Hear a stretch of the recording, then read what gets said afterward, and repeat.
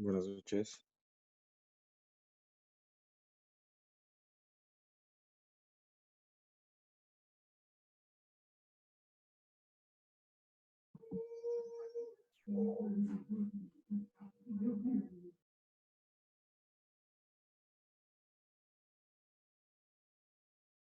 No se va a conectar nadie más. Buenas noches con todos.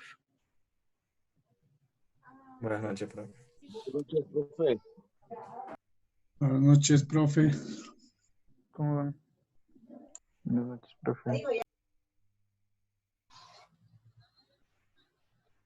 Buenas noches, profe. Se puso ya en el grupo que se conecten a la clase, pero no se conectan las demás personas. Sí, porque tendríamos que estar 23, entonces dijeron que haga un seguimiento de las personas que se están conectando y entrando a la clase para tener en cuenta eso, quiénes están entrando y quién no. Recuerden que el fin de semana también habíamos tenido una recuperación y estábamos únicamente 10 personas, ¿no? No era obligatorio, pues sí teníamos que tener en cuenta que debíamos conectarnos. Profe, respecto a eso, yo sí le mandé un mensaje aparte por lo que yo tuve que trabajar y venir para acá. O sea, sí Sí, le sí, comenté mi problema. sí estabas justificado.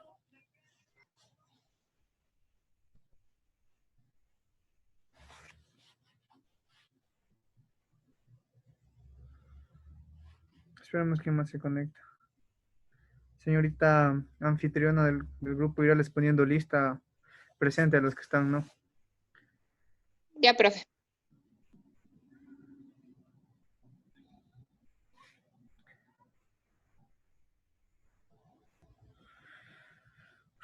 Esperemos unos 5 minutos más que se conecten todos y ya para empezar.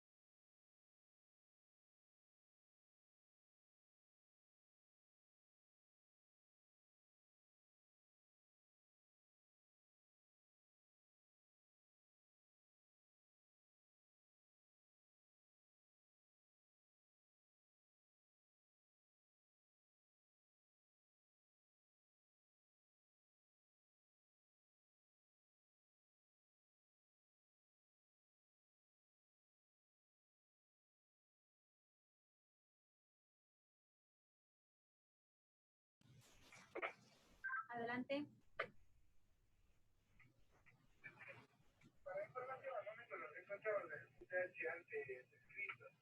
Negativo alertantes para las familias de pacientes. Por favor, se puede tomar contacto con las licenciadas que indicaron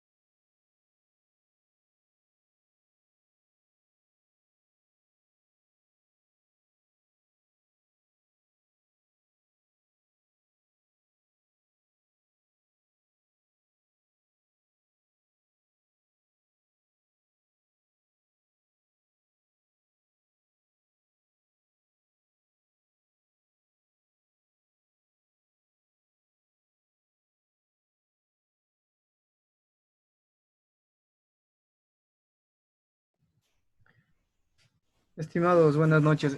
Ya creo que no se va a conectar nadie más. Tendremos en cuenta eso de la asistencia, señorita Daniela. Listo. Bueno, el fin de semana terminábamos de ver lo que es el capítulo de la fisiología de la vida y la muerte. Y no sé si revisaron en el CIF, pues encontramos la documentación, ¿sí? Y encontramos ese flujograma que se había creado para mejorar el entendimiento con respecto a ello, ¿sí? Sí, justamente no estábamos todos, pero se trató de grabar la mayor cantidad de clases. Estamos, ¿ya? Muy bien, no sé si revisaron el día de hoy, el CIP de hoy. Les publiqué un trabajo que teníamos que realizar, ¿ya? Y también les sumé una documentación, es esta de aquí. Miren, este es un capítulo, el primer capítulo del AMLS, del Advanced Medical Support, en el cual nos indica el accionar o los procedimientos que debemos tener en la evaluación del paciente clínico, ¿sí? Entonces, este es un resumen, o sea, la mayoría de libros de emergencias médicas están enfocados en el ambiente intrahospitalario para el diagnóstico definitivo, ¿sí? Recuerden que nosotros en atención prehospitalaria nos manejamos con diagnósticos presuntivos. ¿Sí me están escuchando? Sí, profe. Ya. Listo. Fuerte y claro, profe. Perfecto. Entonces, este libro, la metodología de la enseñanza, es justamente enfocado en el ambiente intrahospitalario. No sé si alguien lo ha revisado antes o lo ha visto.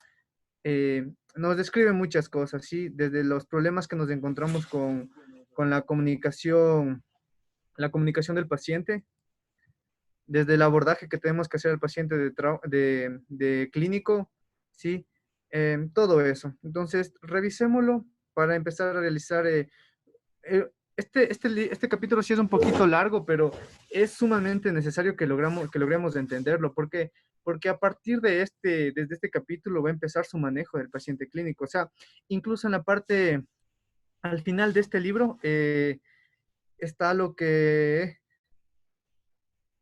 está un resumen al final de ese capítulo está un resumen de la semiología específica enfocado en la valoración del paciente del sistema nervioso central, cardiovascular, respiratorio, abdominal, todo eso, ¿sí? Enfocado en el ambiente intrahospitalario, ¿ya? Pues aquí, como les decía al principio de esta capacitación, de esta clase, de esa materia, nosotros debemos ser muy, muy clínicos en esto. Debemos poder basarnos en signos y síntomas del paciente para tratar de confirmar o descartar una patología. Ya, entonces lo revisamos y eso, para que hagan cualquier cosa, igual con el trabajo, me avisan. ¿Alguien este fin de semana o esta semana tuvo problemas para subir el deber?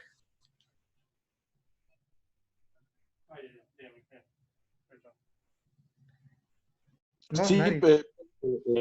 yo mandé un poco tarde, no sé si le dejé Ya. como comentario o un mensaje, porque Sí, no hay problema. O sea, lo importante es que les permita subir a ustedes del trabajo, ¿sí? No está bloqueado para que no suban. Sí, se les va a permitir. Claro que no tendrá el puntaje que ameritábamos, pero sí se les califica, no se les pone cero. Ya, ¿alguien no tuvo acceso a internet o no pudo subir al trabajo? Yo, profe, no puedo subir el trabajo. ¿Por qué? ¿Qué pasó? No se te... O sea, es que a veces no tengo internet y como mi internet es de, de otra red, se va y se viene y no está constante. Aparte, yo me prestan la computadora y ese rato no me podía prestar. Ya, entonces Andrés, tú has comunicado esto ya a las autoridades porque se está teniendo en cuenta el plan de contingencia, ¿no? Para las personas que tienen este tipo de dificultades. ¿Es la única materia en la que tienes inconvenientes en conectarte y en subir el deber o si tienes problemas con las otras? Con los otros también, porque a veces en semiología también me conecto solo una hora porque a veces no me prestan rápido la computadora. Ah, ya, ya, Sí. ya. Bueno, tener en Aparte, cuenta, entonces eso ya, comunicarás a las autoridades que estamos teniendo este inconveniente contigo. Sí, por el problema solo de conexión nada más, ¿no es cierto? sí, es lo que me afecta. Ya, perfecto. Listo, Andrés. ¿Alguien más tuvo algún inconveniente? Profe, sí, buenas noches. Yo de igual manera esta semana tuve inconvenientes con el internet, o sea, no me pude conectar ni a clases ni poder subir a tiempo las tareas. Ya, pero la subiste. Sí, le subí un poco tarde porque no tenía que venir acá a la estación donde trabajo para poder subir. Ah, ya, perfecto. Ya, pero ¿y si has estado asistiendo a clases, has estado conectándote, no ha habido problema en eso? Sí, bueno, este fin de semana no pude conectarme por el problema del internet porque estaba en la casa y no pude salir. Claro, ya. Bueno, igual revisarán las clases que sí, la mayor parte estamos tratando de grabarles. Ahorita sí estamos grabando, ¿cierto? Eh, Daniela. Sí, profe. Ya, chévere. Incluso ya creo que nos queda poco tiempo. Ese es el problema cuando nos conectamos tarde y que se acabe el tiempo rápido. Tenemos que hacer otro tipo de conexión. Ya, entonces listo, chicos. Este trabajo vamos a tener que presentar hasta el 28. Lo he dividido en dos partes, desde la evaluación, desde el enfoque, el labor inicial del paciente de trauma hasta hasta la, hasta la impresión general del paciente. Después de ello ya viene el examen físico y la evaluación secundaria, que como se darán cuenta, este capítulo, ¿por qué me tomé la molestia de escanearles? Porque es muy importante. Como les digo, no solo para el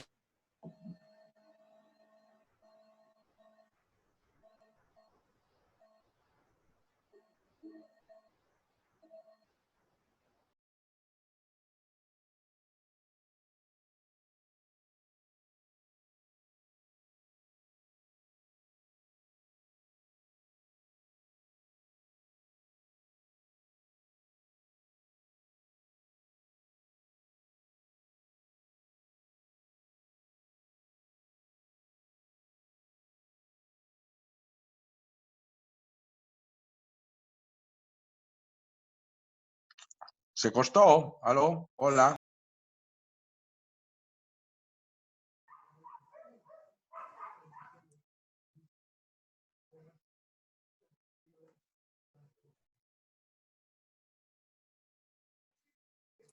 Se le fue el audio. Hola, se cortó, hola.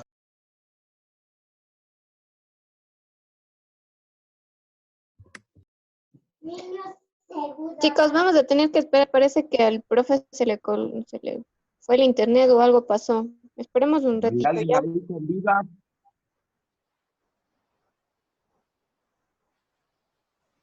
¿No salió el propio alguna emergencia hoy, Rani? Quedó en avisarme si es que salía alguna emergencia, pero no recibo ningún mensaje. Deja ver si es que me logro contactar con él, ¿sí? Porque él estaba ahorita en el guardia, ¿no? Ya está, ya está. Esperen, chicos, sí, 2 minutos.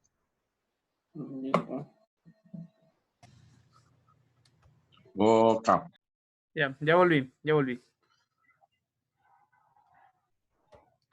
Muy bien, entonces vamos a empezar ya con la clase de hoy. He hecho unas diapositivas, no les he hecho complementarias como las hemos estado revisando anteriormente en el ceflujograma, por justamente cuando estoy de guardia no tengo mucho acceso a internet, entonces eh, eso. Ya, entonces vamos a iniciar. No sé, esta parte del inicio de la evaluación del paciente clínico va a tener mucho que ver o va a estar relacionado con la semiología que ustedes están viendo con la doctora Valencia, porque estamos enfocados en realizar o tratar de sacar la información importante a los pacientes para que en base a ello ustedes tengan un juicio clínico, un razonamiento y podríamos tener o que nos lleve a un diagnóstico diferencial. Entonces, con ellas ya van a ver lo que es lo de la historia clínica, el motivo de consulta, la enfermedad actual, todo eso, ¿sí? Yo solo me voy a enfocar más ya a la atención del paciente, porque esto deberíamos pasar rápido para ya solo dedicarnos a ver las patologías y dar el diagnóstico preciso o eh, el diagnóstico diferencial para dar nuestro tratamiento en atención prehospitalaria. Muy bien, entonces vamos a empezar desde la comunicación terapéutica de los pacientes clínicos. ¿Por qué es importante llevar una buena comunicación terapéutica? Porque al ustedes tener una buena relación con el paciente, con el familiar, con los testigos que se encuentran en el lugar, ellos van a tener la confianza para que ustedes les puedan proveer de información verídica o información relevante. Ahora, tú como profesional de la salud, toda la información que te den los pacientes, tienes que irlas guiando o esa información tiene que ser orientada a que te ayude para tu juicio clínico, para que te ayude para tu razonamiento, ¿sí? Y para que te ayude para tu evaluación. Entonces, aquí tenemos la comunicación verbal y la comunicación no verbal. En la comunicación verbal hablamos de 4 puntos importantes: el compromiso, la empatía, la educación al paciente y el reclutamiento. ¿A qué me refiero con el compromiso que voy a tener con el paciente? Es que yo al paciente le doy la confianza para que él pueda contarme todas las quejas que él tiene. Obviamente yo tengo que irle guiando para que me brinde la información relevante, ¿ya?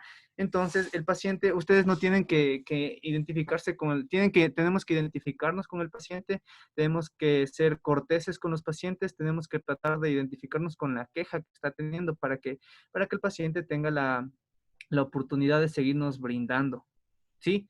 Esa información que necesito. La empatía, al referirme con empatía, cuando saco información del paciente, es tratarme de ponerme en los zapatos de él, es decir, tratar de comprender ese dolor que él está sintiendo, de comprender esa queja, ese malestar, para que el paciente tenga la confianza de proveer información.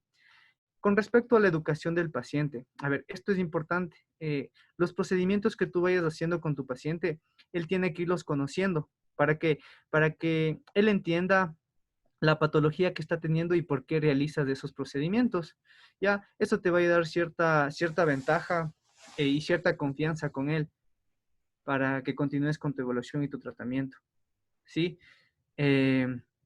Cuando brindemos cierto tipo de información a los pacientes, tratemos de dar información con términos que ellos puedan entender. ¿A qué me refiero con esto? Si le duele la cabeza, pues no hablemos de la cefalea, de las triadas, nada de eso. Con términos simples que ellos puedan entender el problema que están teniendo para que puedan decidir, ¿sí? Y justamente porque es importante la decisión que ellos van a tener para este último párrafo que dice aquí, el reclutamiento. ¿Qué es el reclutamiento? Es de acuerdo a la información que tú le estás brindando, de acuerdo a tu evaluación, darle al paciente la oportunidad que el paciente pueda decidir. Por ejemplo, si tú le tienes que transportar al hospital, tienes que indicarle por qué tiene que irse al hospital, ya, para realizarse qué exámenes y qué procedimientos. Sí, va a haber casos que los pacientes necesiten irse al hospital, pero no quieran irse, ¿ya? Porque parte de la ley de amparo al paciente nos dice que el paciente tiene derecho a ser informado y también tiene el derecho a decidir a no ser transportado, no ser llevado a una casa de salud, siempre y cuando pues el paciente esté en sus cabales, ¿no? Entonces, mira, por ejemplo, en esta emergencia sanitaria, lo que estamos viviendo y lo que nos está pasando. Ayer tuvimos un paciente que tenía una focalidad neurológica, paciente masculino, 81 años de edad, que tenía una secuela de una hemiplegia lateral derecha, producto de un evento cerebrovascular hemorrágico. Es decir, parte del cerebro no recibió sangre oxigenada y se perdió. Y producto de esa patología tuvo que hacerse una craneotomía, es decir, extrajeron parte del cráneo y parte del cerebro, entonces quedaba un hueco. Ahora, ese paciente quedó con una hemiplegia lateral derecha. ¿Qué es hemiplegia? ¿Sí tenemos claro el término hemiplegia? No, profe. Ya, hemiplegia es cuando el paciente no puede mover el cuerpo, ¿sí? La mitad. Cuando te digo hemi, quiere decir mitad, ¿no es cierto? Ya, no puede mover el cuerpo. Y cuando te hablemos de hemiparesias, pues no puede tener la suficiente fuerza o no tiene fuerza de un lado del cuerpo. Hemiparesia al lado derecho, es decir, que tiene debilidad en el lado derecho. Hemiparestesia del lado izquierdo. ¿Qué es una parestesia?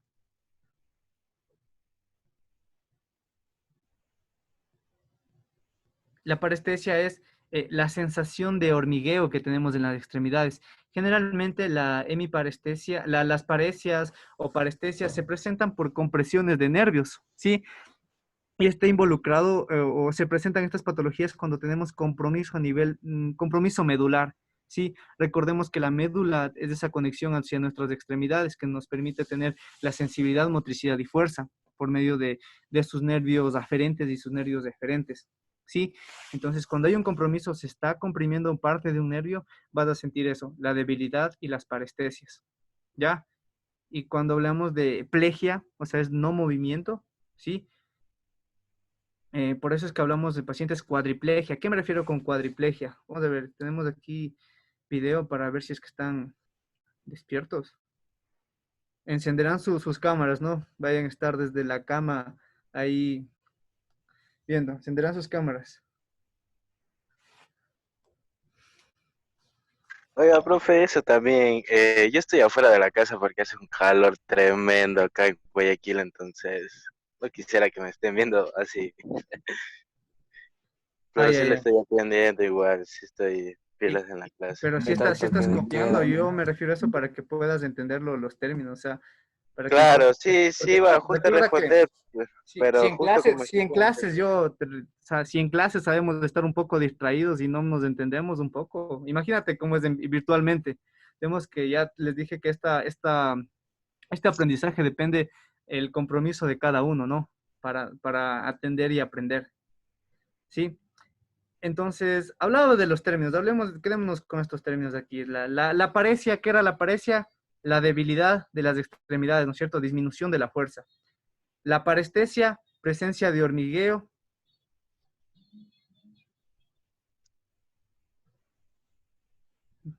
¿Me salió algo, Dani? Sí, profe, ya mismo se termina la sesión. Ya, nos conectamos de una cuando se termina. ¿Cuánto tiempo tenemos? 5 minutos, me dice. Ya, chévere. Ya, entonces miren, les acabo de contar ese caso del paciente que tenía ya hemiplegia lateral derecha, ¿sí? Y llaman porque empieza a tener del lado en el que sí le funcionaba el cuerpo, empieza a tener focalidad neurológica, es decir, empieza a tener debilidad y disminución del movimiento. Además que su estado neurológico ha empezado a deteriorarse porque el paciente emitía ciertas gesticulaciones, pero tenía ya una evolución de unas 4 horas que no hacía ningún tipo de movimiento. Entonces, mira, ese paciente podría necesitar o podría eh, necesitar un examen complementario como es una tomografía para descartar ciertas patologías. ¿Cuál es el problema? Que ese paciente está dentro de un grupo vulnerable, ¿no es cierto? Y ahorita con esta emergencia que estamos viviendo podríamos contaminar a ese paciente y llevarlo a un hospital sería ponerle en riesgo. Ahora, ¿cuál es el problema? Que si es que yo no hago eso, el paciente podría seguirse complicando más y deteriorarse más del estado neurológico hasta el punto de que sea irreversible. ¿Ya?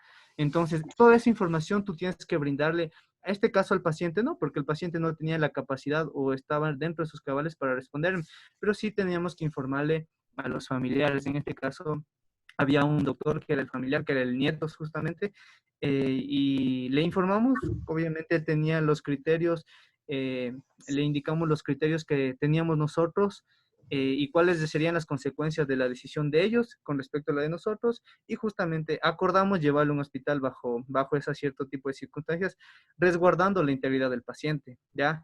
Ahorita no he visto todavía cuál sería el diagnóstico definitivo, pero pensábamos en que el paciente estaba haciendo edema cerebral o un evento cerebrovascular nuevo, ¿sí? Porque tenía antecedentes patológicos de una arteriosclerosis, es decir, que se estaba formando coagulitos dentro, se estaba llenando los vasos sanguíneos de grasita, ¿sí? Por eso se estaba tapando. Y también tenía angiopatías, que problemas en los vasos sanguíneos. Entonces, mira, eso es lo importante del reclutamiento. De acuerdo a tu criterio, la información que tú brindas, esa información tienes que trasladarla a los familiares y al paciente para que ellos también tengan la opción de decidir y tomar, y en base a ello manejarnos con un tratamiento. ¿Ya?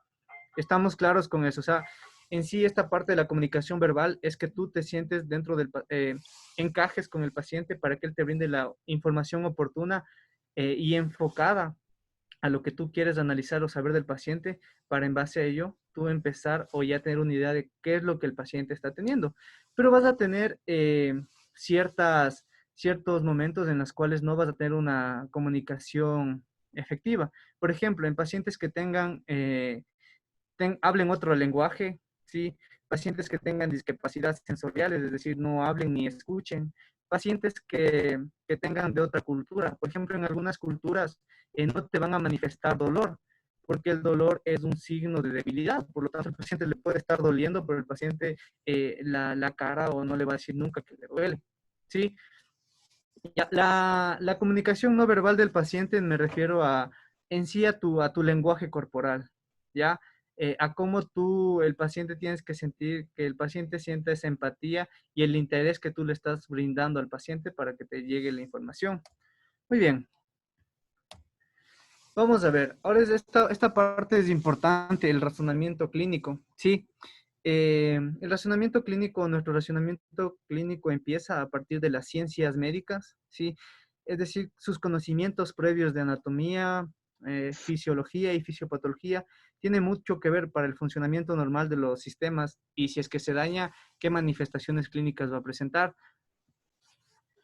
Razonamiento clínico también influye en la habilidad de ustedes de reunir y organizar información, porque los pacientes cuando llegan a las casas, pues les brinda, les puede contar varias historias que en realidad nosotros, como profesionales de atención prehospitalaria, tenemos que orientar al paciente para que nos diga la información que yo quiero tener, o sea, la información de relevancia de él, ¿sí?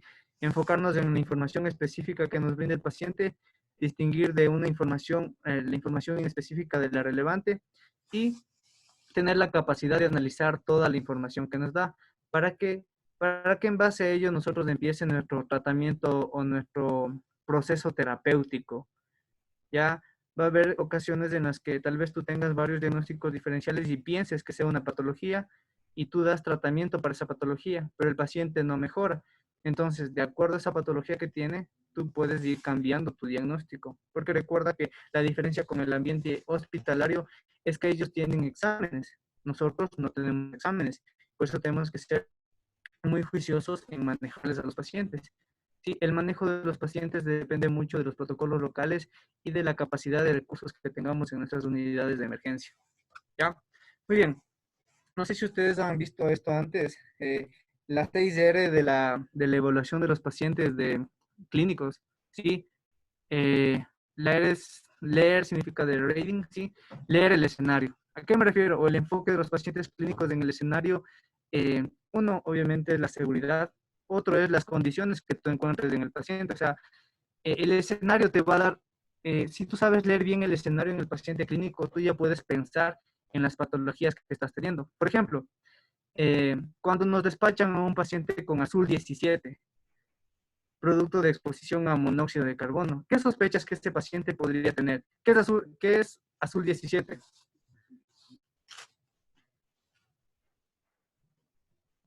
Intoxicación, envenenamiento. Son problemas respiratorios. ¿Ya? Entonces, producto de, no sé, hablemos de un incendio y está expuesto ese paciente, ¿no es cierto? Entonces, tú cuando te vas en tu ambulancia, lo primero que vas a ir pensando, ¿qué es? En que esa escena potencialmente no se asegura, ¿sí? ¿Pediría recursos adicionales? Claro, de ley, profe, recursos.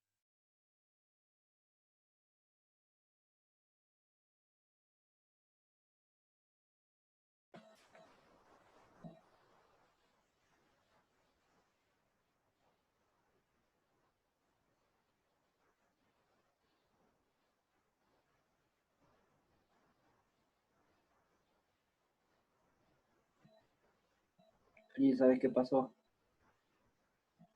Aló, hola. Ya Se fue, creo. se fue. Antonio.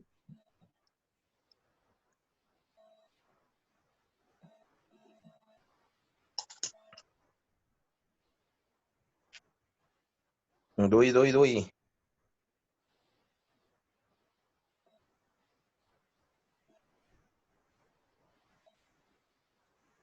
¿Qué más, Miji? Está reportando lo que hace de internet.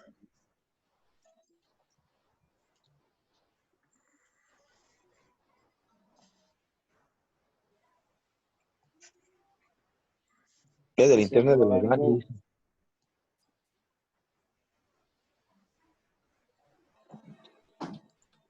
Yo creo que es del profe, porque no del man que estaba en qué costado, o sea, del profe.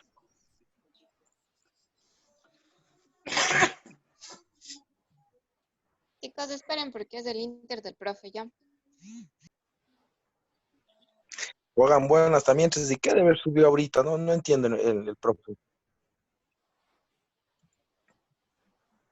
Y yo, Ven explicando. La cual alguien entendió, o si no, para preguntarle eso al profe.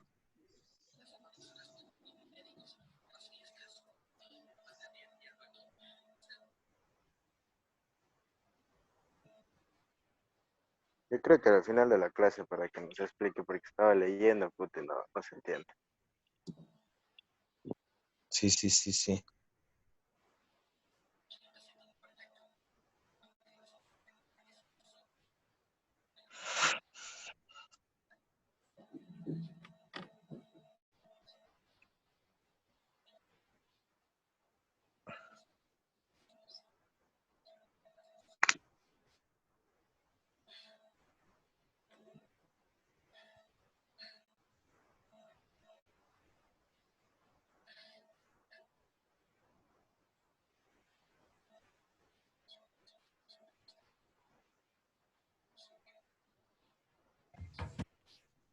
Problemas técnicos. Ya.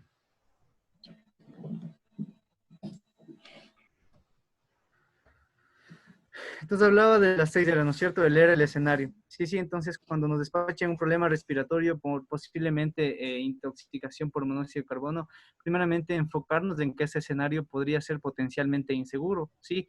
Y necesito recursos adicionales. En este caso, dentro de nuestra ciudad nos podría ayudar los compañeros bomberos, ¿sí? A solucionar ese escenario. ¿Pero a qué me refiero con el escenario? Leer el escenario que cuando tú llegues vas a percibir el olor a monóxido de carbono, a GLP. Por lo tanto, a ese paciente tendríamos que manejar la vía aérea, ¿no es cierto? Desde la oxigenación. Sí, otro tipo de escenario que podrías encontrarte y es común que encuentres a un paciente con alteración del estado de conciencia y en sus manos o en el escenario podrías encontrar restos de pastillas, que nos va a hacer sospechar que ese paciente pudo tener una intoxicación medicamentosa, ¿no es cierto? ¿Ya?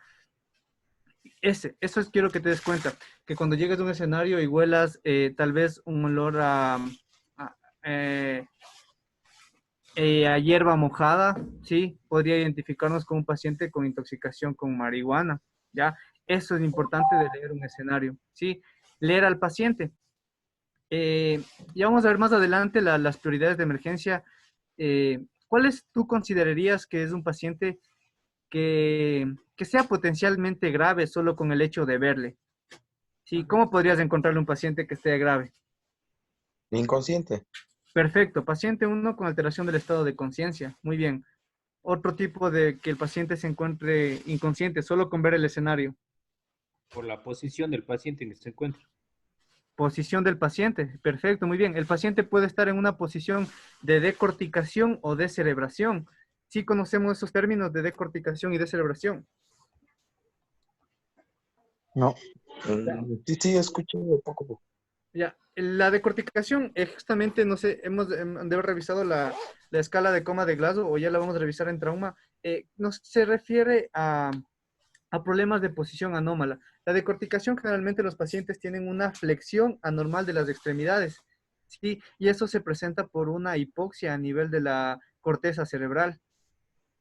Los pacientes que se encuentran en posición de descerebración se encuentran con una extensión anómala, es decir, los brazos se van hacia atrás o hay un encorvamiento de la espalda y del cuello, ¿ya? ¿Por qué se presenta eso? Por un daño a nivel del bulbo raquídeo, ¿sí? Está apareciendo,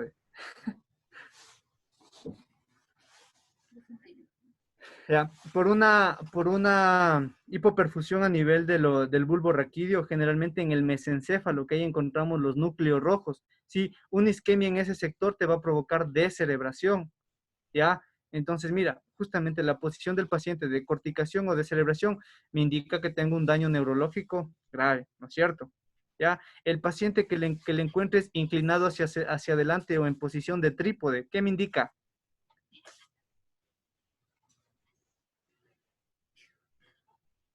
No puede respirar bien. Perfecto. Y nos indica un trabajo respiratorio, ¿no? Sí, te das cuenta que el paciente, o tú, cuando tú corres de unos 100 kilómetros a alta velocidad, después de ello vas a tener dificultad para respirar porque te cansas, ¿no? Al cansarte, pues en esa posición tú mejoras la ventilación, es decir, mejoras el volumen corriente y la oxigenación del paciente. ¿ya? Entonces imagínate un paciente clínico que tú le llegues y le encuentres en esa posición, ¿qué nos está indicando? Trabajo respiratorio, por lo tanto, necesito oxigenarle y ventilarle a ese paciente, de acuerdo a lo que tenga, ¿ya? Por eso es importante leer al paciente. A eso me refiero con leer al paciente, ¿ya? O le encuentras un paciente diaforético, un paciente cianótico, ¿sí? Algunos términos, si es que no los conocen, es importante que me los digan, ¿ya? Para yo decirles la definición de esos términos, ¿sí? Diaforético, cianótico, ¿sí está bien todos esos términos? Muy bien. Listo, entonces, de acuerdo a lo que el paciente te manifieste, ¿sí? A las prioridades de emergencia, pues la siguiente área es de reacción, ¿sí? Ese paciente que no está respirando bien, tengo que darle oxígeno, tengo que manejar la vía aérea. A los pacientes clínicos, al igual que el trauma, el manejo se enfoca en el ABC, ¿sí? La permeabilidad de la vía aérea en paciente clínico es importante. Recuerda el principio de Fink. El primer punto es la oxigenación del glóbulo rojo de la hemoglobina a nivel de la membrana alveolo-capilar, ¿sí?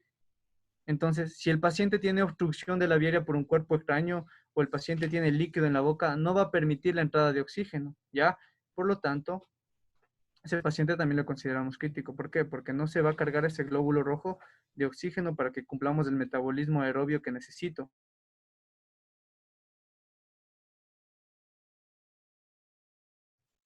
¿Ya? Reviendo a ver si son efectivas o no son efectivas. ¿Sí? Por lo tanto, tal vez tu diagnóstico puede estar equivocado y tendrías que cambiar de diagnóstico y cambiar de procedimientos. ¿Ya? Revisa el plan de dirección. Eso nos enfocamos en los diagnósticos diferenciales que estás teniendo. Como te digo, un paciente, nuestra evaluación es un poco limitada porque no tenemos exámenes complementarios. Y tu diagnóstico que posiblemente piensas que sea, ¿sí? No es. Necesitas estudios de diagnóstico de sensibilidad. Otro ejemplo de ayer. Paciente Edgar masculino está queriendo preguntar algo. Dígame, sí. Profe, ahí también van los ruidos ventilatorios. Sí, ya voy a eso. Justamente, pero eso debería ir acá en leer al paciente. Un paciente que presente sonidos al respirar, pues se presenta por ciertas cosas, ¿no? Como el estridor, las sibilancias, esos a simple vista, sin colocarte el estetoscopio, puedes escucharlos, ¿no? El estridor es cuando se cierra la luz de la vía aérea, generalmente por un cuerpo extraño, ¿sí? Las sibilancias notorias sin auscultar se presentan generalmente por problemas de acumulación de líquidos como el asma, ¿sí? O reacciones anafilácticas, que se dematiza la vía aérea y por lo tanto es una especie de como silbido. ¿Sí? Eso es, pero recuerda, estamos solo en leer al paciente, aún no estoy evaluándolo constantemente, aún no estoy metiéndome al examen físico para determinar ciertas patologías, ¿ya?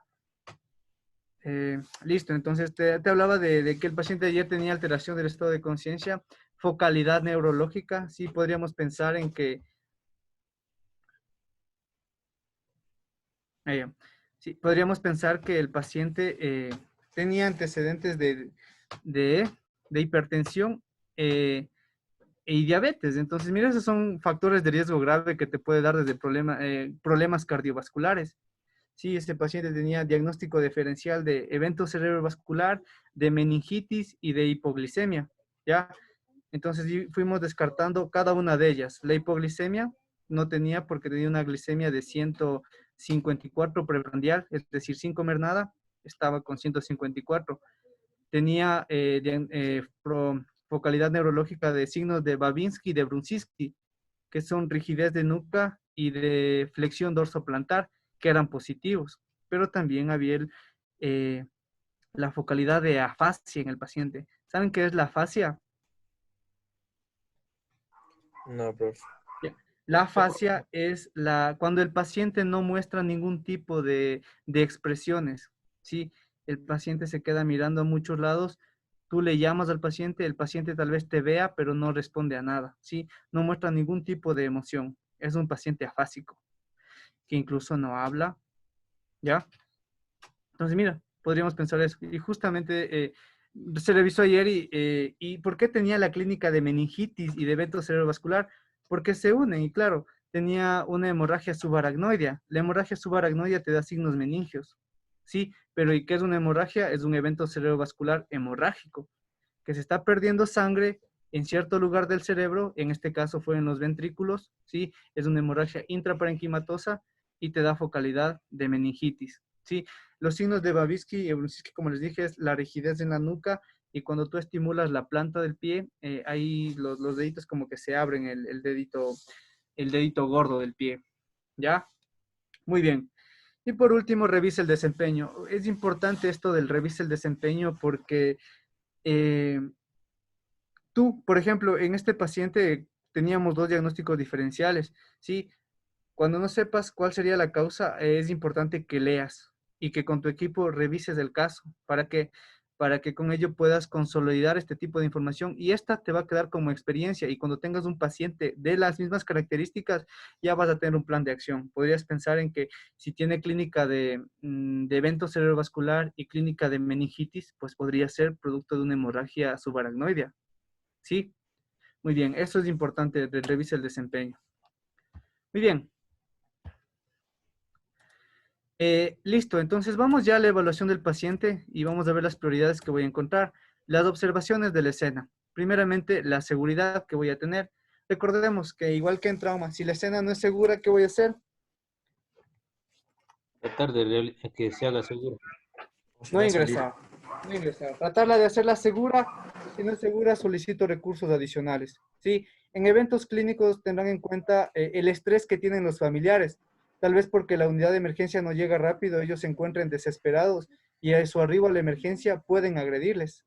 ¿Sí? En pacientes clínicos, en pacientes de trauma. Entonces, si ven ese grado de agresividad por la situación de estrés de ellos, pues no se bajan de las unidades, pueden agredirles y puede ser inseguro para ustedes.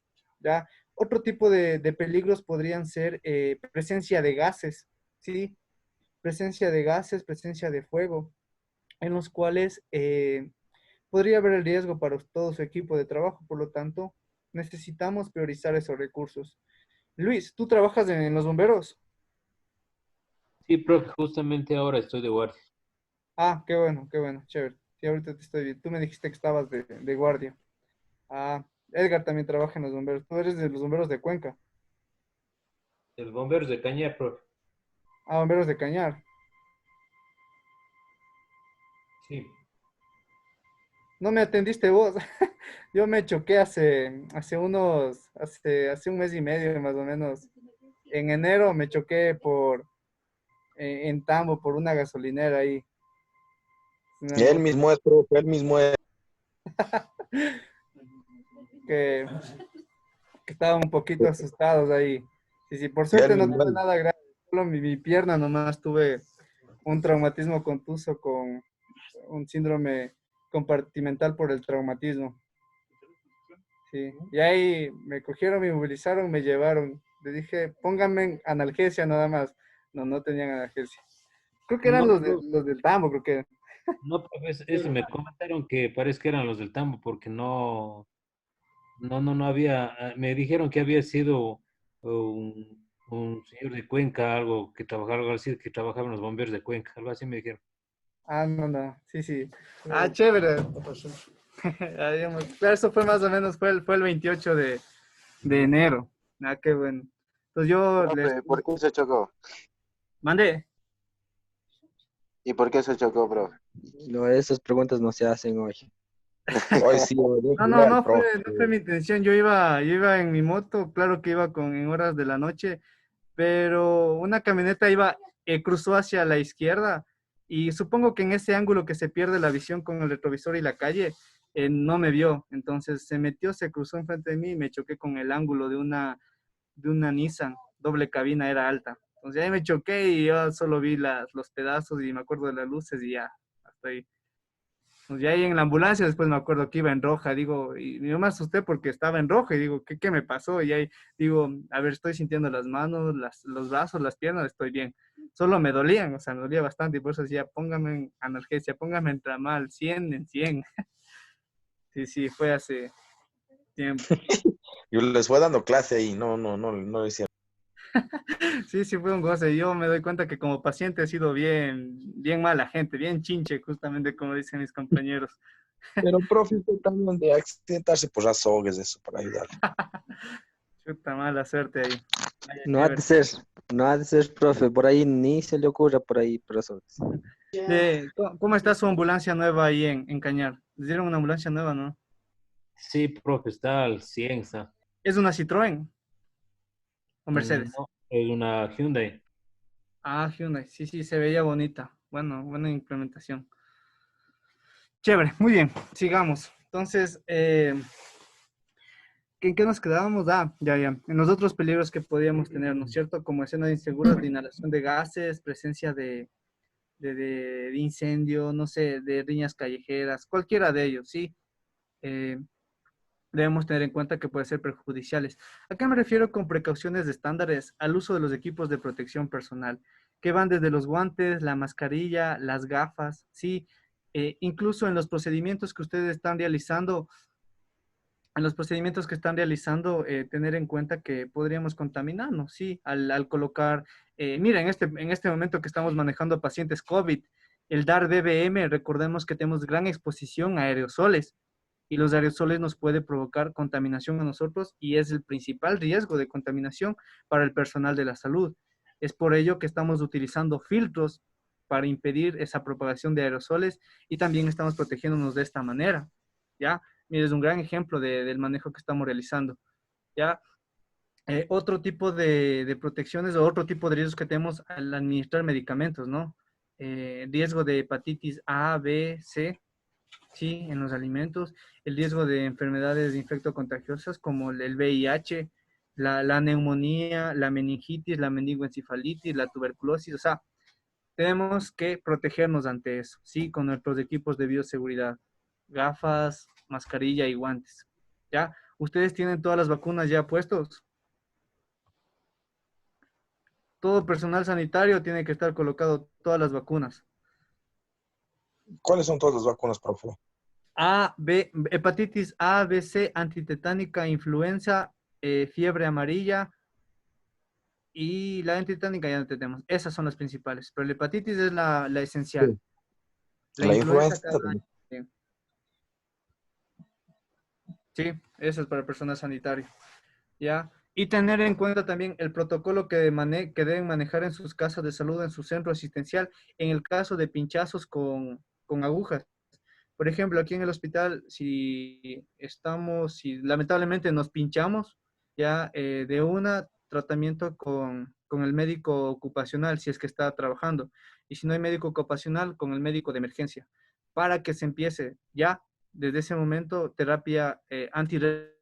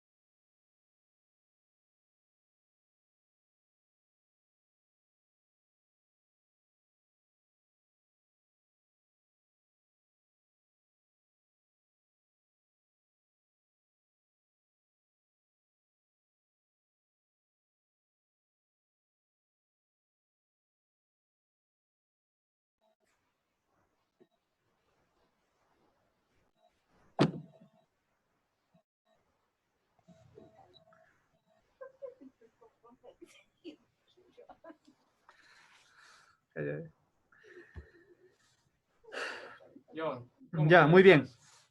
Entonces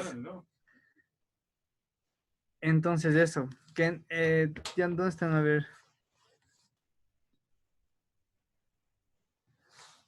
Luis, ¿qué haces en tu unidad si es que te picas? ¿Cuál es el procedimiento a seguir, el protocolo a seguir? Bueno, el protocolo a seguir es que tiene que hacerse un tratamiento, perdón, tiene que llevar una historia clínica con el médico ocupacional o con el médico de la estación. Ahí, ya ese es el protocolo que siguen y empiezan ya terapia antirretroviral o dependiendo del paciente ya. Comienza lo que es el retroviral y Mm, exámenes, a ver, después de un cierto tiempo, a ver qué es lo que puede suceder. qué bueno, qué bueno. Sí, sí, justamente eso debemos tener específico qué hacer porque todos no estamos exentos de que nos pase algo así, ¿ya? Muy bien, entonces continuemos acá. ¿Estoy compartiéndoles el PDF o no? No, profe. Perdón, No.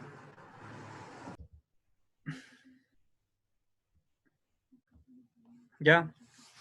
Muy bien. Entonces vamos acá ya a las precauciones estándares, o sea, evitar contaminarnos, evitar cualquier tipo para complicarnos nosotros, ¿ya? Vamos aquí, a este punto de aquí vamos a atender la queja principal del paciente.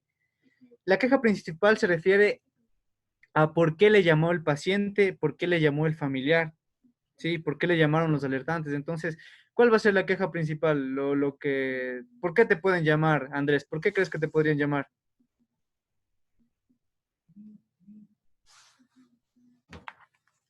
No, no le entendí bien la pregunta, Juan.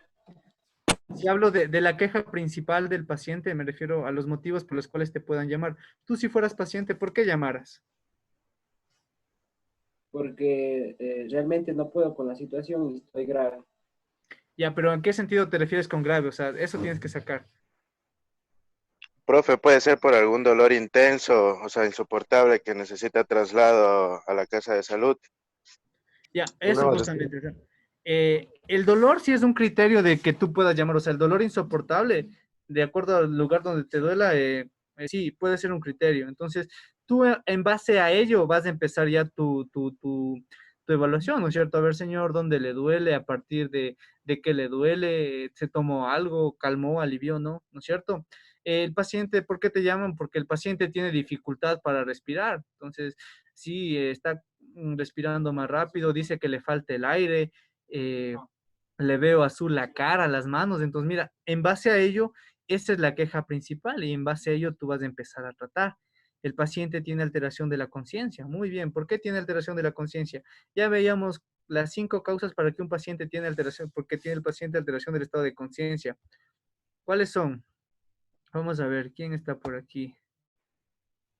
Señor Carlos Guamán. ¿Por qué un paciente tiene alteración del estado de conciencia? ¿Qué es lo que debemos descartar?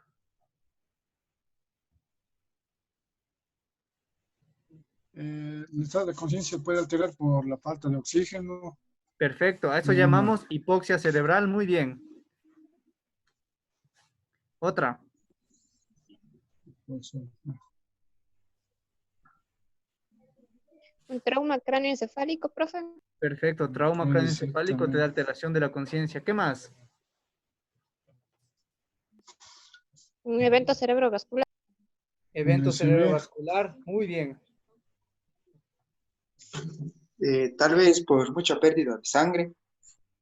Eso indirectamente te va a manifestar la hipoperfusión cerebral, ¿sí? Pero no sería una de las causas. Yo les di 5 causas por las cuales un paciente sí tiene alteración del estado de conciencia. Ya me Profe, puede dijeron, ser por una intoxicación. perfecto, intoxicaciones te puede dar alteración de estado de conciencia. Si has visto los pacientes que se intoxican por monóxido de carbono, ¿cómo son? Ellos van teniendo dolor de cabeza, adormecimiento y después se quedan dormidos y no responden. Sí, por eso se llama la muerte dulce, ¿ya? Y es común encontrar esos pacientes en los moteles cuando dejan los vehículos prendidos. Se acumula mucho ese monóxido de carbono, ¿ya? Y los pacientes de la nada, como no tenemos un sensor ahí que te diga, oye, despiértate, como cuando estás con frío o calor, que te alerte, no tengo un sensor en el olfato, ¿ya? Entonces ellos se van quedando dormidos hasta que va a haber un punto que tengas demasiado CO2 en tu cuerpo o sustancias de desecho que se elimine la función del bulbo raquídeo. Recuerda que el bulbo raquídeo tengo los centros respiratorios y los pacientes se olvidan de respirar. Entonces esos pacientes que tienen intoxicación con monóxido se quedan dormidos, ¿sí? Se olvidan de respirar, hacen paro respiratorio y después hacen un paro cardiorrespiratorio. ¿Ya? Eso tenemos que tener en cuenta. ¿Sí? Ya me perdí del que estábamos hablando de las alteraciones de estado de conciencia, las causas, ¿no? Les hablaba de intoxicación por monóxido, ¿sí? Intoxicación por alcohol. Mira, hemos de haber visto, ¿no? Que esos pacientes están, cuando le haces chumar a tu amigo, esos pacientes no responden ni así les arrastres, esos pacientes no se van a levantar, ¿sí? Alteración grave del estado de conciencia, ¿ya? Y problemas metabólicos, uno de los importantes es la hipoglicemia, eh, problemas hepáticos, ¿sí? Esas son las causas por las que un paciente podría tener alteración del estado de conciencia. Ya vamos a ver más adelante las patologías específicas que podemos determinar en atención hospitalaria. Sí, muy bien, entonces estamos claros con la queja principal. Señoritas, aquí esta clase es solo hombres. Señor Cuesta, ¿qué podrías darme una definición de queja principal? Con tus palabras, ¿qué podrías referirme con la queja principal?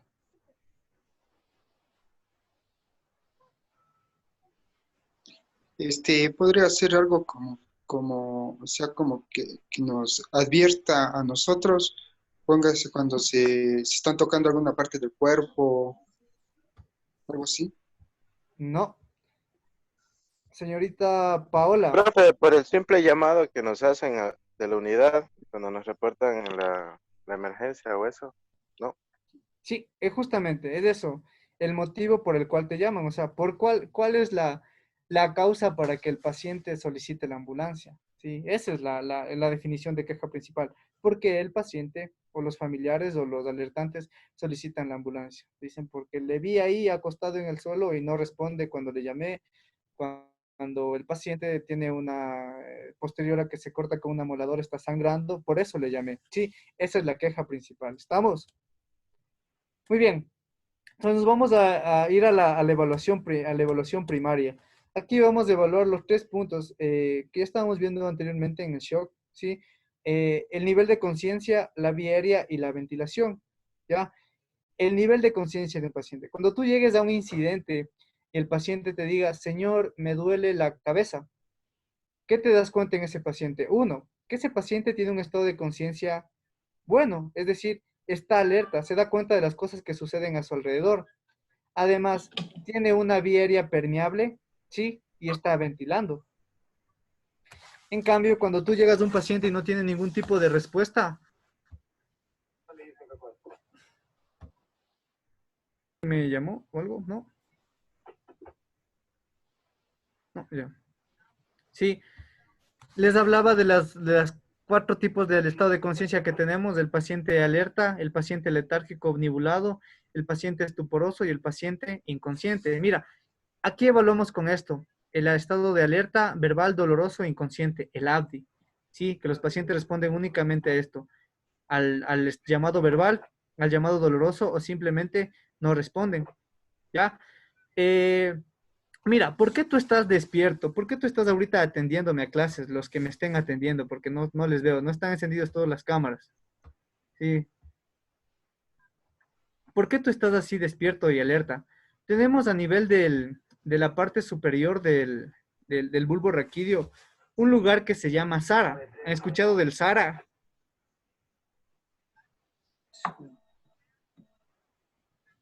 Sí, el SARA es el sistema activador reticular ascendente. Voy a compartir. Profe, sistema.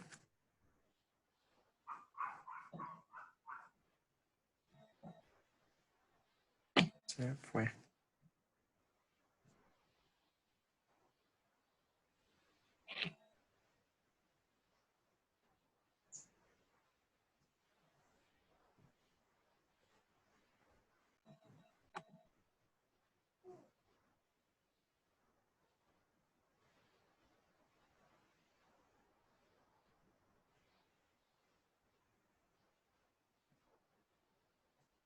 ¿Qué pasó? No se fue. ¿Qué pasó, carnales? No, no pasó nada, güey.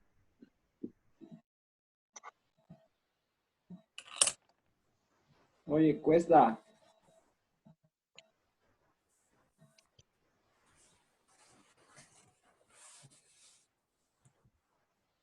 Cuesta. ¿Qué notas? Ay, oye, araste la barba, estás feísimo, loco.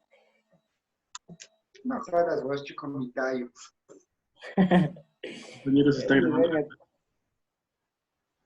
Ay, sí está.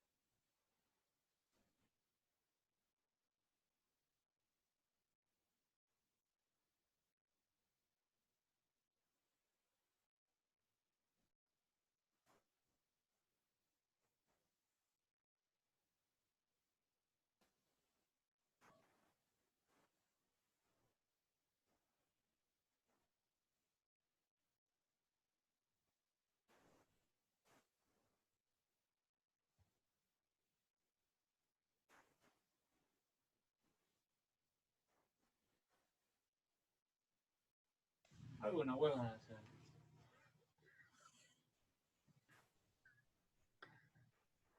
Muy bien, otra vez volvimos. Se me está desconectando. Lo que pasa es que me estoy conectando con los datos de mi teléfono a mi laptop, entonces creo que se me acaba por cierto tiempo me permite estar conectado y después me desconecta. Muy bien. Les estaba hablando del SARA.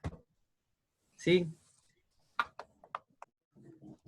SARA, que es el sistema activador reticular ascendente.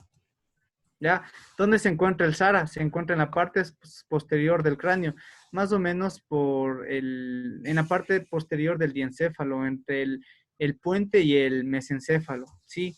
¿Ya? ¿Cuál es la función del SARA? Lo que les decía que el SARA es que te pongas ese estado de vigilia, que te pongas así, alerta de una. Cuando estás dormido y tienes que despertarte, pues te levantas, ¿sí? Ese es el SARA.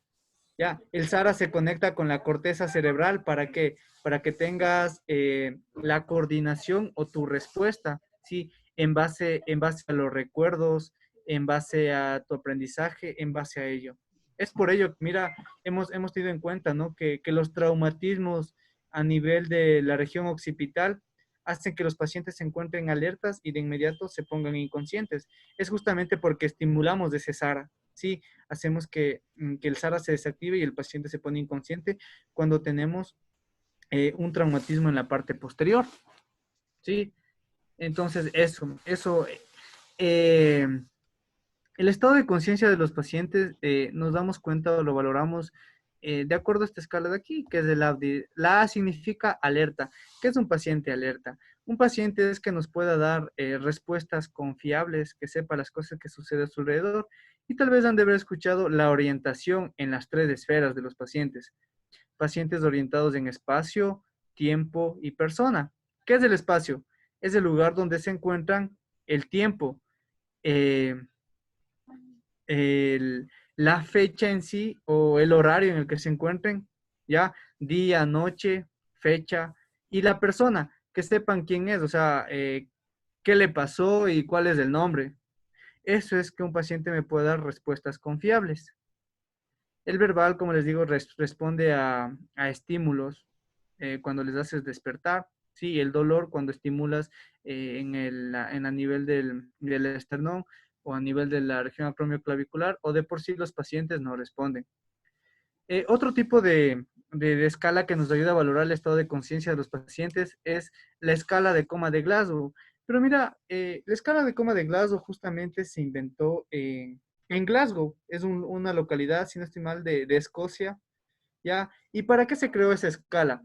Esa escala determina el estado neurológico de los pacientes posterior a un traumatismo. Entonces, ¿tú crees que ese paciente, esta escala de Glasgow, nos sirve para un paciente clínico? En cierta parte sí nos va a ayudar a determinar algún tipo de focalidad, ¿ya? Pero esa escala de coma de Glasgow la utilizas más en pacientes de trauma, ¿sí? Porque como te digo, la escala de coma de Glasgow mide la función neurológica posterior a un traumatismo en la cabeza, ¿sí? Tener en cuenta eso. Ya, a ver, ¿qué más? ¿Qué más les puedo hablar del nivel de conciencia de los pacientes? ¿Dónde? ¿En dónde? ¿En dónde? En Glasgow. ¿Y dónde queda?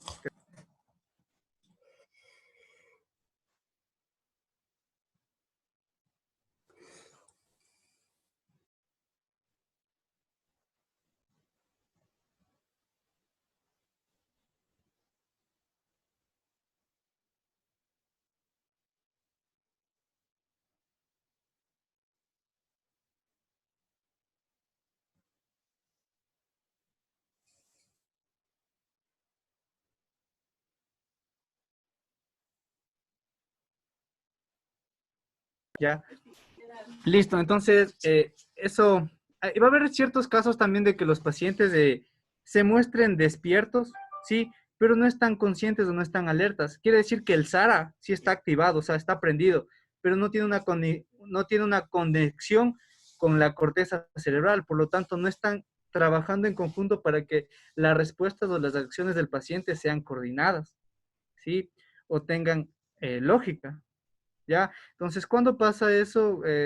Con el paciente afásico, mira, el paciente afásico. El paciente afásico está despierto, está viendo a todos lados, pero tú le hablas al paciente y no te muestra nada, ¿sí? No te responde, no te habla, no emite dolor, no te hace nada, ¿sí? Es una desconexión con la corteza cerebral. Ya les voy a presentar voy a tratarles de subir un documento para que identifiquen las zonas cerebrales, para que nos demos cuenta cuál es la función de cada una. Por ejemplo, en el lóbulo frontal tenemos el área de lenguaje de Broca y el área de Wernicke, ¿sí? ¿Qué es el área de lenguaje de Broca que nos permite esto? La articulación de las palabras, ¿ya? Cuando hay una deficiencia o una deficiencia de sangre oxigenada a esa área, los pacientes presentan disartria. ¿Qué es disartria? No pueden pronunciar bien las palabras. Que no puede articular bien las palabras, ¿ya? El paciente no articula bien las palabras, ¿sí? También los pacientes pueden provocar dislalia. ¿Qué es la dislalia? Cuando el paciente tartamudea, ¿sí? No puede, alguno de los términos que a veces no podemos hablar, ¿no? ¿Sí? Estamos tratando de repetir hasta que nos salga, ¿sí? Y hay otra área también en el lóbulo parietal, que es el área de Wernicke, que te ayuda a manifestar tus palabras con una expresión, ¿sí? Entonces, mira, cuando hay una hipoperfusión en esa zona del cerebro, no vas a permitir tener eso, ¿sí? Y en esos casos hay una desconexión con la corteza cerebral y el SARA, ¿ya? Muy bien, ¿alguna duda? Entonces es importante, mira, no le estás tocando a tu paciente y tu primera impresión general es llegar y ver al paciente que no está respondiendo a nada, que al paciente le puedas llegar a ver con signos focales como decorticación y descerebración. ¿Qué hablábamos de la decorticación, Dani?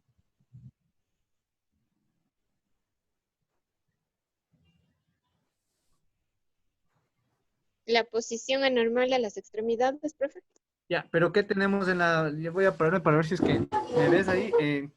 La decorticación hacen esto los pacientes. Mira, tú les encuentras a los pacientes ahí con los brazos flexionados en esta posición, ¿ya? Y la descerebración es cuando tú estimulas o haces un estímulo doloroso al paciente y el paciente te hace un encorvamiento de toda la parte del tórax y de las piernas, ¿ya? Y te hablaba que la decorticación es un daño, ¿en dónde? En la corteza, y la descerebración es un daño en En el bulbo raquídeo. En el bulbo raquídeo, perfecto, en el mesencéfalo a nivel de los núcleos rojos. Muy bien, ¿ya? Mira, solo con verle a tu paciente, entonces, si llegas a un escenario y le ves a un paciente decorticado, yo les voy a mandar ahorita una foto a su WhatsApp de cómo le encontramos a esta niña. Y mira, yo ya me di cuenta que esta niña tenía una hipoxia cerebral porque le encontramos, nos referían que esta paciente tuvo un pseudo ahogamiento. Sí, ¿te acuerdas de esa emergencia, Javi? Esa niña que pusimos de arriba, allá lejos, en el balde de agua y le estaba decorticada. Sí, ya te indico. Sí, entonces mira, esa niña, la emergencia fue que desapareció por unos instantes y después le encontraron a la niña sumergida en un balde de agua, pero no sabíamos del tiempo que estuvo en esa sumersión. Entonces, al llegar a la paciente, por suerte tenía vida, ¿sí? Pero estaba con autonomía respiratoria lenta, con decorticación. Perdón, no es decorticación, es descerebración, ¿sí? Estaba con descerebración. Mírale, no sé si puedes compartirles ahorita, Dani. Ahí está la presencia. Esa es una extensión anómala.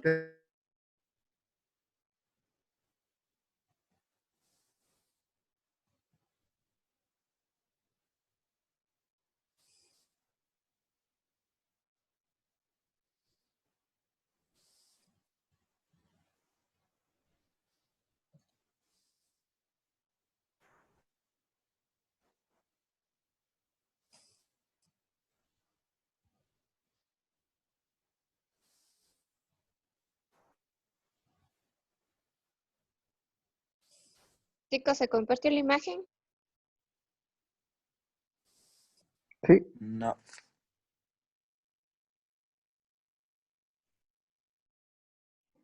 No, todavía no.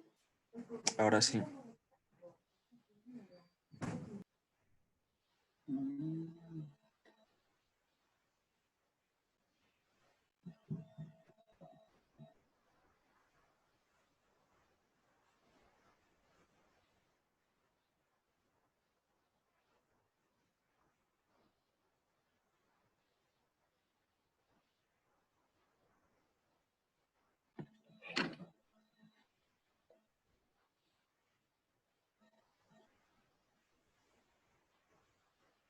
Sí, sí se ve la imagen del.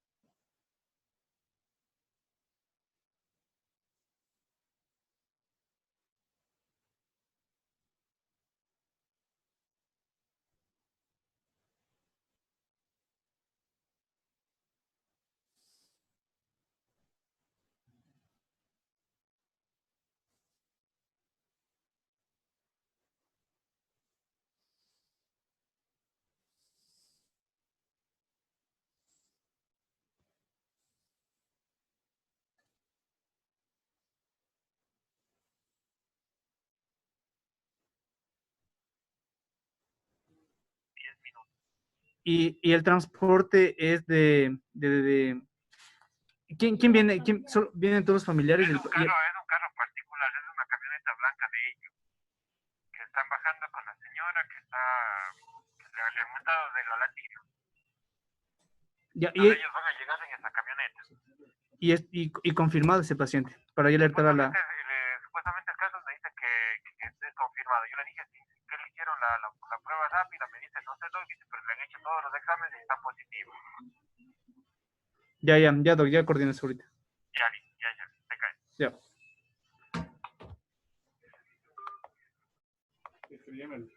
Sí, sí.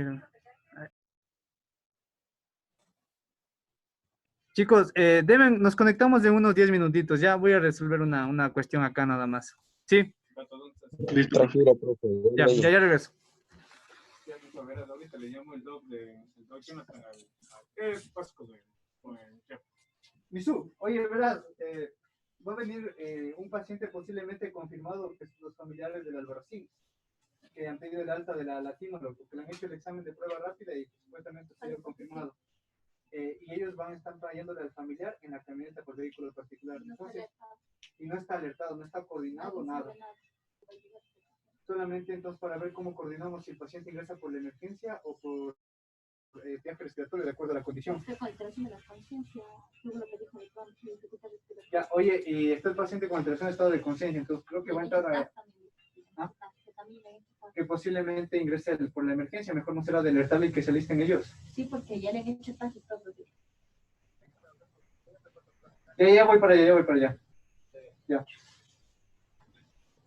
Gracias. Ya.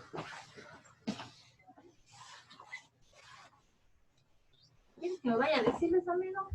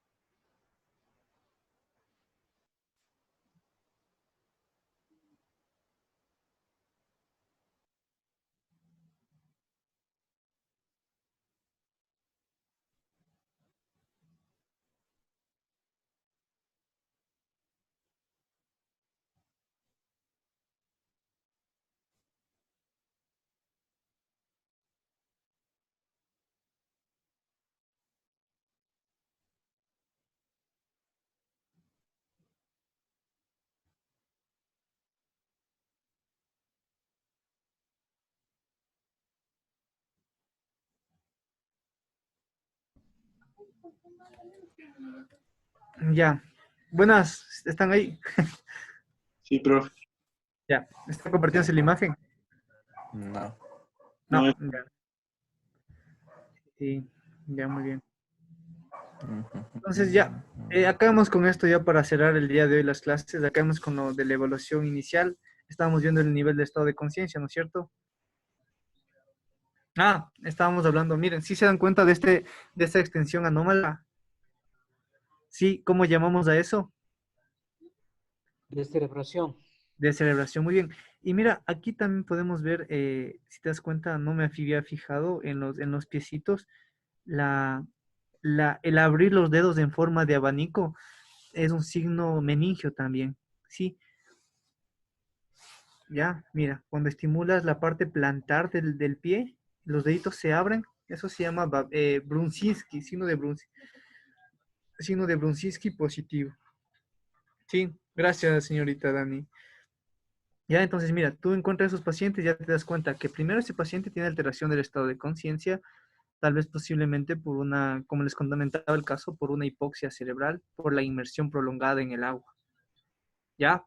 Muy bien. Entonces son algunos de los signos que vas a encontrar en una frecuencia, en un paciente con alteración de nivel de estado de conciencia, ¿sí? Lo bueno es que los pacientes estén hablando, lo malo es que no te hablen o solo te respondan a estímulos verbales dolorosos o de por sí estén inconscientes, ¿ya? Muy bien. Estamos claros con nivel de conciencia. ¿Quiénes actúan para que esté un paciente alerta? Actúa el SARA, que es el sistema activador reticular ascendente, y actúa lo que es la corteza cerebral para que nos dé una respuesta en base a los estímulos que estemos diciendo, ¿sí? O estemos realizando. Otro punto importante es la vía aérea de los pacientes. La vía aérea de los pacientes, sin tener en cuenta eso, sin realizar una evaluación exhaustiva, tú tienes que darte cuenta de esto, de la frecuencia ventilatoria, que los pacientes estén respirando rápido o estén respirando lento. ¿Cuál es la frecuencia ventilatoria normal en adultos? 12-20. De 12 a 20, ¿no es cierto? En algunas bibliografías también hablamos de 12 a 16, cosas como esas, ¿ya? ¿Está compartiendo su pantalla? ¿Está ahorita en la presentación o no? No, profe.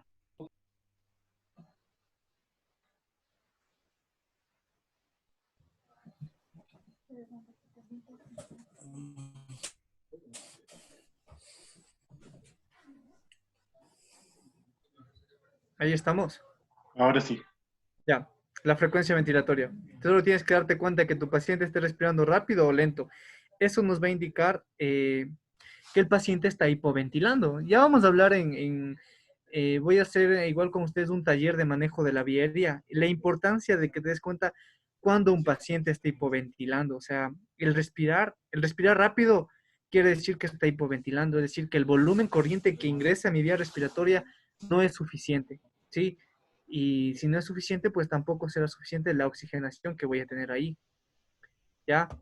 El ritmo de la respiración, ¿cómo son las respiraciones? ¿Son regulares o irregulares? Es decir, ¿son continuas? ¿Tienen cierto parámetro? ¿O son irregulares? Hablábamos de una respiración de la respiración de Kussmaul. ¿Cómo es una respiración de Kussmaul? Rápida y profunda, ¿no? Y eso me indica una acidosis en el paciente. También me hablaba de una respiración de Cheyne-Stokes.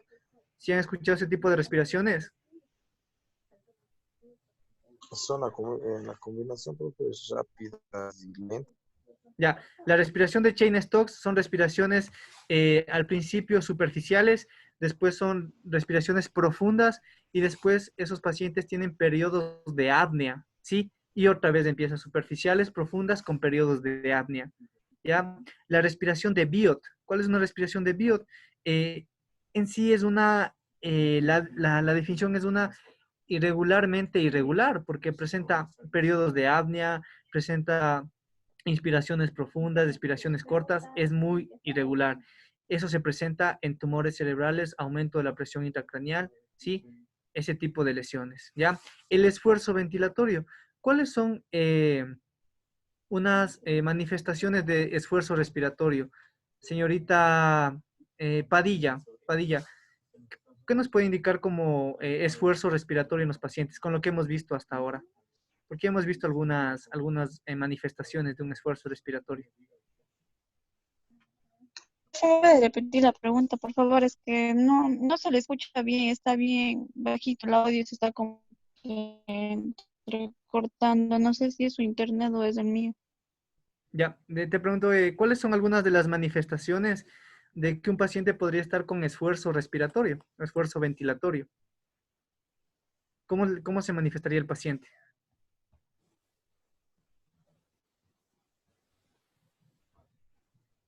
Tal vez que esté hiperventilando. Ya, a un aumento de la frecuencia ventilatoria, muy bien. Pero algunos del esfuerzo, o sea, algunas manifestaciones que se ven en el paciente a simple vista, te hablaba de la posición de trípode, ¿sí? Los pacientes tienen aleteo nasal, los pacientes tienen tiraje intercostal. ¿Cuál es un tiraje intercostal? Es cuando el paciente inspira, las costillitas se separan, ¿sí? Se separan demasiado. Ese es un tiraje intercostal, ¿ya? Cuando tengas una disrupción tóraco-abdominal, es decir, que se eleve el tórax y se eleve el abdomen al respirar. Quiere decir que el paciente, para que ingrese el aire, está utilizando músculos accesorios para mejorar la ventilación. ¿Ya? Son algunos de las posibilidades que vas a encontrar. En la próxima clase que ya esté en la casa, les comparto unos videos de algunos pacientes que van a presentar trabajo respiratorio. ¿Estamos? Muy bien. La profundidad. La profundidad tiene que ser buena. Aquí nos vamos a dar cuenta la expansión de los pulmones que tiene que ser bilateral. ¿Sí? Que sea simétrico al respirar la elevación del tórax. Y los sonidos respiratorios. Aquí ya hace un rato hablábamos de algunos sonidos que se presentan en los pacientes. Dentro de los más característicos tenemos las sibilancias inspiratorias, los crepitantes, los estertores, los roncus, el estridor, ¿sí?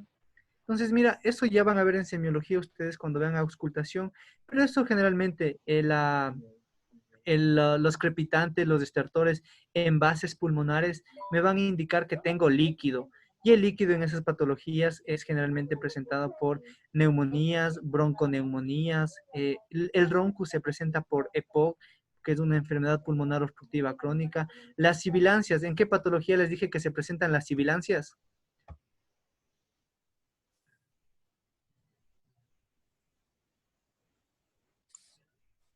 ¿En el asma, profe? Perfecto, en el asma, muy bien. ¿Y cuándo se presenta a un paciente el sonido de estridor? El estridor respiratorio. Cuando los pulmones están llenos de algún líquido. No, el estridor. Estridor. Es cuando se presenta un cuerpo Profe, cuando se extraño en la vía presenta un respiratoria. cuerpo extraño. Ay, ya me Perfecto. ganó. Un cuerpo extraño en la vía respiratoria. Los líquidos es generalmente escuchas como crepitantes y estertores, sí, en bases pulmonares. Los puntos de auscultación, bueno, en trauma se presentan así. Auscultas ápice, ápice, base, base, ¿ya? Pero en clínico ya les van a enseñar a auscultar que tienen que auscultar por focos y lóbulos pulmonares, ¿sí? Que son 4 en total. Pero ya, lo importante es que tú escuches eso, que se presenten ese tipo de sonidos. Generalmente las sibilancias se presentan en vía aérea. ¡Ay!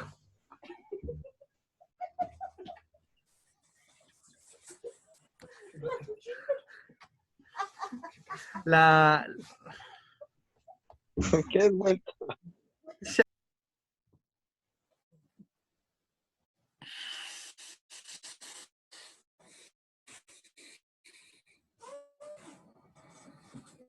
cayó el profe, se cayó.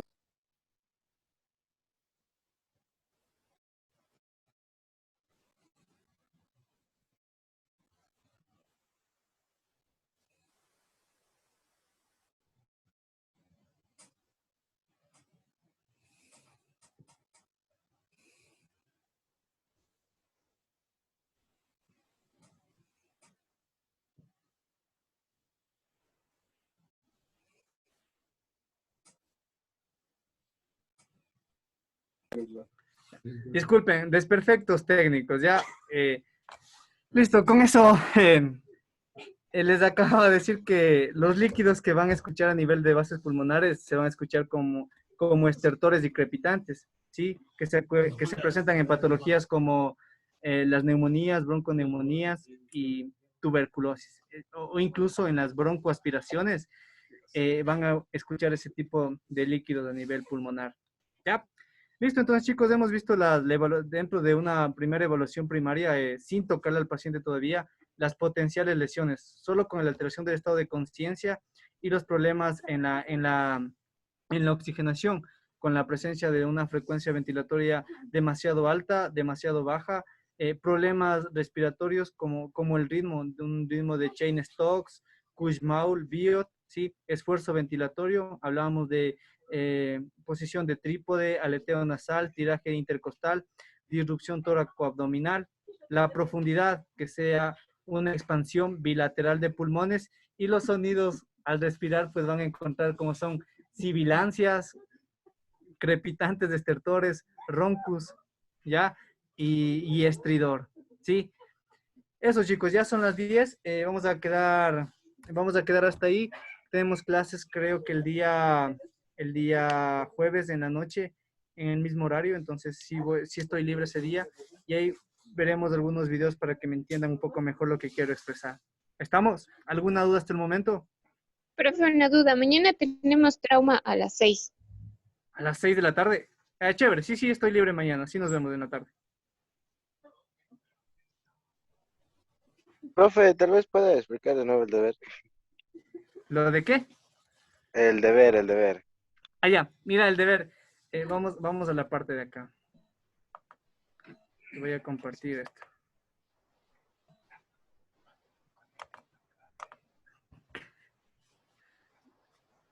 Mira, aquí te pasé el documento del capítulo de evaluación y el manejo del abordaje inicial del paciente clínico. Sí, las características del deber te dije que hagas un flujograma como hicimos del anterior capítulo y solo están estandarizados ciertos puntos. Por ejemplo, como la comunicación terapéutica del paciente, el razonamiento clínico, lo que incluye, sí, desde la observación inicial, ya veíamos que es en sí seguridad de la escena, desde la evaluación o la impresión general del paciente, sí, que tenemos la queja principal, la alteración de estado de conciencia, los problemas ventilatorios y eso. Mira, solo quiero, por ejemplo, en tu flujograma, en la parte de esta parte aquí que dice la queja principal, vamos a poner, ¿qué es la queja principal? Pues pones de esto, mira, es el motivo por lo cual llaman al paciente, o sea, ¿por qué solicitan la unidad de emergencia? ¿Sí? Con palabras sencillas para que tú entiendas.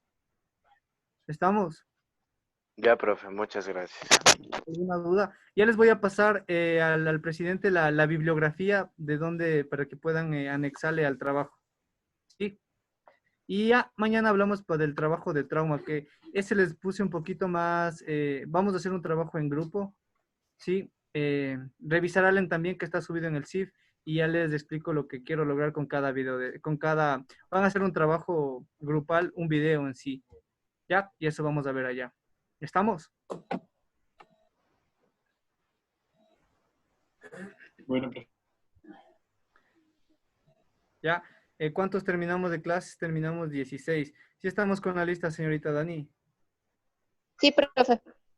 Ya, chévere. Entonces, es igual. Vamos a acabar de la clase. La grabas, sí, la subes a YouTube y me pasas el link para subirle a la plataforma. ¿Estamos?